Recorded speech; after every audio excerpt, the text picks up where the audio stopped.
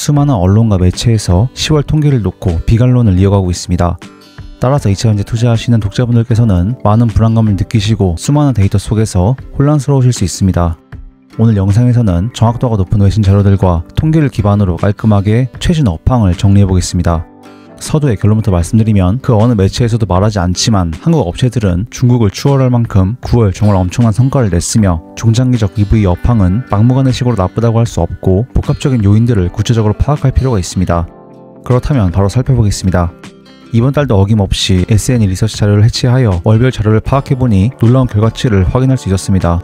도대체 왜 다들 이런 소식에 침묵하는지 알 수 없지만 9월 그들만의 리그인 중국 내수를 제외한 글로벌 데이터에서 배터리 3사가 10위권 이내 기업을 기준으로 중국을 올해 처음 추월하였습니다.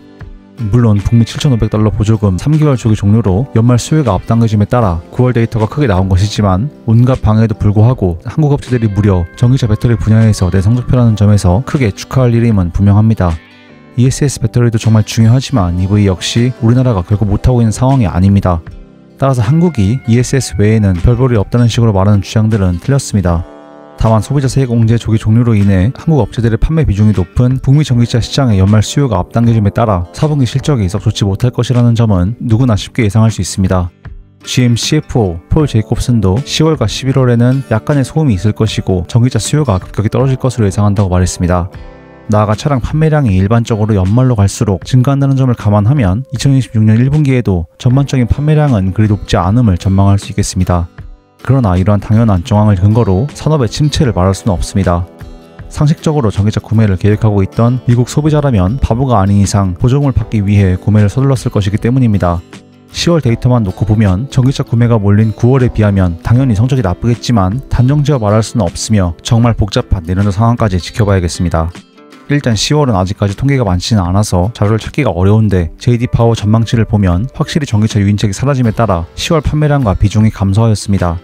특이하게 기아차는 EV6, 9 판매량 감소에도 불구하고 10월 PHEV EV 판매량이 16% 증가한 결과가 나오기도 했습니다. 북미 전기차 시장에 대한 다양한 전망들은 우측에 정리하였는데 기관과 조사자별로 차이가 있지만 전반적으로 소비자 세액공제 조기 종료에 따라 당장에 발생할 수요 감소는 불가피한 상황입니다.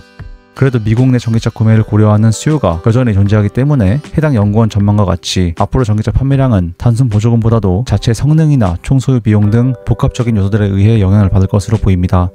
쉽게 말씀드리면 연말 연초에 전기차 판매량은 별 재미가 없을 것입니다. 그러나 그 다음이 중요합니다. 이렇게 시장을 분석한다면 미국의 정치 상황을 이야기하지 않을 수가 없기 때문에 이 부분도 잠깐 짚고 넘어가겠습니다. 만약 이렇게 민감한 상황에서 전기차 전환에 굉장히 적극적인 민주당의 힘이 강해진다면 이 또한 상대적으로 뒤처진 미국의 전기차 산업을 움직일 동력으로 볼 수 있습니다. 현재 트럼프 대통령의 지지율에 대한 여론조사와 관련해서 정확성에 대한 의심이 끊이지 않고 있으며 국내 언론사들의 카더라를 믿을 수 없다는 분들이 많으십니다. 따라서 정확도가 매우 높은 538의 창립자 네이트 실버의 통계 자료가 도움이 되실 것 같습니다. 현재 트럼프 대통령의 미국 내 지지율은 최근 주지사 선거 결과에서도 알 수 있듯이 확실히 높지는 않습니다. 이는 전기차 전환에 굉장히 적극적인 미국 민주당의 목소리가 점점 커진다는 것을 의미합니다. 현재 아쉽게도 뉴섬은 현실적인 제약으로 약속했던 캘리포니아 주정부 차원의 7,500달러 보조금을 지급하지 못하고 있지만 북미 전기차 시장을 선도하는 캘리포니아주는 연방정부의 정책에 격렬히 반발하고 있습니다. 현 시점 내년 11월 중간 선거나 그 다음 대선을 예측하기에는 부적절하지만 현재 정치적 환경 역시 북미 전기차 산업에 그리 나쁘지 않다고 정리할 수 있겠습니다. 이어서 당장의 판매량이라는 단편적인 정보에만 매몰되기보다는 복합적인 상황을 볼 필요가 있겠습니다. 현재 미국 전기차 시장에서 GM의 점유율이 13.8%로 계속 성장하고 있다는 점은 특징적입니다. 제가 작년 12월에 GM 분석 영상을 만들면서 9.5% 분기 점유율이 굉장히 고무적인 성과라고 정리한 바 있는데 심지어 이를 뛰어넘었습니다. 테슬라의 점유율은 북미 EV 시장에서 한때 80%에 이를 정도였지만 43.1%까지 떨어진 상황이고 다른 완성차 업체들의 비중이 굉장히 늘어났습니다. 이는 즉 고객들이 선택할 수 있는 전기차의 폭이 점점 더 늘어난다는 것으로 모델 다양성의 확장은 시장 성장에 분명히 도움이 됩니다. 1위 테슬라를 맹추격하는 GM은 거의 대부분 한국 배터리를 채택하고 있다는 점에서 주목해야 하고 미국 전기차 시장 확장 국면에서도 중요한 포지션을 담당하고 있기 때문에 좀 더 구체적으로 살펴보겠습니다. 3분기 캐딜락 판매량은 거의 2배 성장했고 다른 모델들도 전체적으로 약 20%씩 판매량이 증가하여 보조금 조기 종료로 인해 다른 업체들보다도 GM이 굉장히 큰 수혜를 입었습니다. 아마도 이러한 점이 현재 GM의 주가 상승에도 영향을 미치고 있다고 보여집니다. 그리고 사실 이건 직접적인 주제는 아니지만 GM CEO 메리바라는 유섬으로부터 캘리포니아를 배신했다는 비판을 받고 있습니다. 사실 미국 현지에서는 전기차 생산 업체들이 원가 절감으로 얻은 혜택을 그대로 가격에 반영하기보다는 이들이 초과 이익을 가져가는 구조가 이루어졌다는 점에서 홍제의 혜택이 실제 소비자에게 돌아가지 않았다는 지적이 미국 내에서도 꾸준히 제기되고 있습니다. 그런데 이게 그렇게 완성차 업체에게 이득이라면 테슬라 다음으로 전기차 전환에 적극적인 GM이 그러한 세액공제 유지에 뉴섬이 분노할 정도로 뜨뜻미지근한 태도를 취했다는 것 자체가 특이점입니다. 즉 현재 상황을 놓고 $7,500 소비자 크레딧의 효과를 단순히 가격이 이만큼 비싸지니 수요가 이만큼 줄어든다라는 교과서식의 수요 공급 곡선만으로 설명할 수 없습니다. 실제 시장에서 EV 수요는 완성차 업체의 마진 여유, 배터리 부품 가격 하락분, 브랜드 파워와 판매 금융 조건, 리스크 구조 등 여러 요인에 동시에 영향을 받습니다. 그렇기 때문에 세액공제가 축소되더라도 그 부담이 온전히 소비자에게만 전가되는 것이 아니라 완성차 업체의 마진과 제품 믹스 조정 속에서 상당 부분 흡수될 수 있습니다. 이 점에서 GM만의 특수한 사례를 볼 수도 있겠지만 테슬라, 포드, 현대차 등 주요 OEM들의 CFO 코멘트를 보면 성급하게 EV 전략을 뒤엎기보다는 일정 기간 상황을 지켜보며 단계적으로 전환 속도와 카펙스 규모를 조정하겠다는 공통된 기조를 읽어낼 수 있습니다. 즉 정책 방향성이 수시로 바뀌고 메탈 가격과 소비자 심리가 출렁이는 구간에서는 완성차 OEM들조차 내년도 정책, 가격 전략을 단정적으로 못 받기 어려운 시기라는 뜻이기도 합니다. 이런 환경에서 투자자가 취해야 할 태도는 보조금이 줄었으니 산업은 끝났다는 식의 극단적 단순화가 아니라 각 OEM이 어떤 원가 구조와 마진 버퍼를 갖고 있는지, 세액공제 축소분을 얼마나 자체적으로 흡수할 수 있는지 등을 차분히 비교하는 것입니다. 결론적으로 지금은 정책 변화에 소금에 휩쓸려 패닉성 대응을 할 때라기보다는 여러분들 각자가 설정해두신 엑시트 기한과 리스크 허용도에 맞춰 냉정한 포트폴리오 조정 국면으로 보는 것이 더 합리적이라고 판단됩니다. 또 많은 분들께서 간과하시는 중요한 대목이 있습니다. 우리가 완성차 업체들의 사정을 과도하게 걱정해줄 필요는 전혀 없다는 것입니다. 갑자기 이게 웬 뚱딴지 같은 소리냐 하실 수 있지만 이게 굉장히 중요합니다. 일각에서는 $7,500 소비자 세액공제가 종료되면 북미 전기차 수요가 급격히 얼어붙고 산업 전반이 침체에 빠질 것이라고 주장합니다.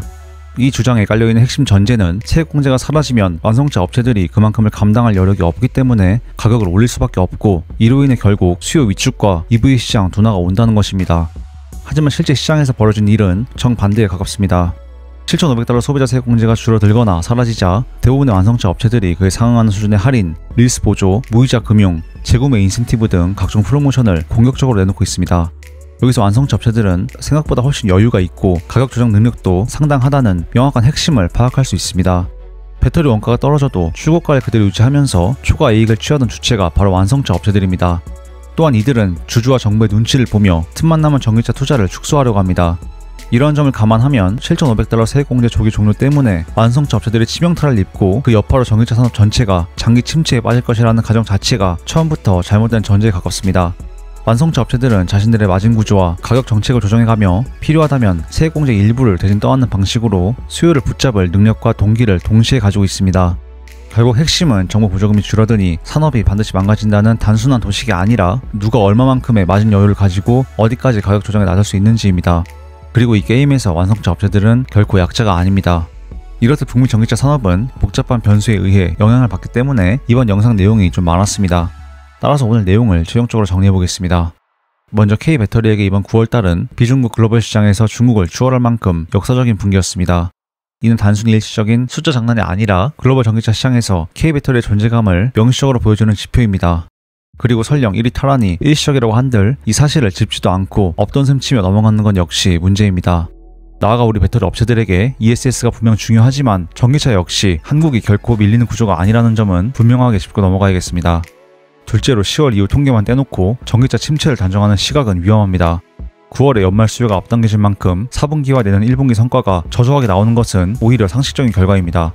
소비자 입장에서는 보조금이 끝나기 전에 사는 것이 합리적이고 그 공백이 통계상 수요 급감으로 잡힐 뿐입니다. 여기에 일부 언론이 10월 숫자만 확대 해석해 비관론을 퍼뜨리면서 투자자들의 불안감이 과도하게 증폭되고 있는데 그러실 필요가 없습니다. 셋째로 완성차 업체들은 생각보다 훨씬 여유가 있습니다. 세액공제가 줄어들자마자 대부분의 OEM들이 할인을 키우고 리스, 무이자 금융, 인센티브를 총동원해 수요를 붙잡고 있습니다. 배터리 부품, 가격 하락분을 소비자에게 온전히 돌리지 않고 상당 부분을 마진으로 흡수해온 주체도 바로 이 완성차 업체들입니다. 따라서 보조금이 줄어들었으니 EV 산업은 끝났다는 식의 단순한 도식은 현실과 맞지 않습니다. 문제는 보조금의 유무가 아니라 개별 완성차 OEM이 얼마나 두터운 마진 버퍼와 가격 조정 능력을 갖고 있느냐입니다. 넷째, 정치적 환경 역시 일방적으로 나쁘다고 보긴 어렵습니다. 트럼프 대통령의 지지율은 생각만큼 압도적이지 않고 전기차 전환에 적극적인 미국 민주당의 목소리는 오히려 커지고 있습니다. 특히 캘리포니아주는 연방정부 정책에 강하게 반발하며 자체적인 전환 드라이브를 걸고 있고, 이는 중장기적으로 북미 전기차 시장 확장의 모멘텀으로 작용할 수 있습니다. 마지막으로 한 가지만 덧붙이자면 우리는 EV와 ESS판의 큰 그림을 읽어내야 합니다. 앨범의 자료에서도 확인할 수 있듯이 올해 글로벌 EV 시장은 여전히 전년 대비 약 30% 성장하고 있고, 데이터 센터를 중심으로 한 ESS 배터리 수요까지 합치면 리튬 수요는 2030년까지 글로벌 2배 이상 증가할 것이고, 지금까지 중국이 주도해온 시장과 반대로 앞으로는 비중국 시장 리튬 수요 증가폭이 이러한 성장을 주도할 것입니다. 즉 일시적인 미국 보조금 조기 종료와 몇 달치 통계 노이즈만으로 2차 전지 사이클 종료를 선언하기에는 전세계 구조적 성장 흐름이 너무 강하다는 것입니다. 결론적으로 지금 구간은 공포에 휩쓸려 포기하기보다는 개별 소재업체별로의 수익 구조, 정책 수혜 범위를 다시 점검하며 미리 정해두신 엑시트 시점과 리스크 허용도에 맞춰 포지션을 재정비해야 하는 시기로 보입니다. 물론 북미 전기차 시장이 내년도에 부진할 수도 있고, 이렇듯 숫자는 언제든 요동칠 수 있지만 데이터의 맥락과 구조를 이해하고 계신다면 일시적인 비관론에 휘둘리지 않으실 것이라고 확신합니다. 오늘 내용이 독자분들의 전략을 재정비하고 멘탈을 관리하시는데 작지만 도움이 되었으면 좋겠습니다. 그렇다면 오늘 영상은 이 정도에서 마무리하며, 혹시 구독과 좋아요 한 번씩 눌러주시면 앞으로도 제 이러한 공부 자료들을 가장 빠르게 받아볼 수 있습니다. 덕산 테코피아, SKC, PNT, 앨범알 전부 조만간 정리해서 공유하겠습니다. 그렇다면 독자분들 항상 건강 조심하시고 오늘도 행복한 하루 보내시기 바라겠습니다. 감사합니다.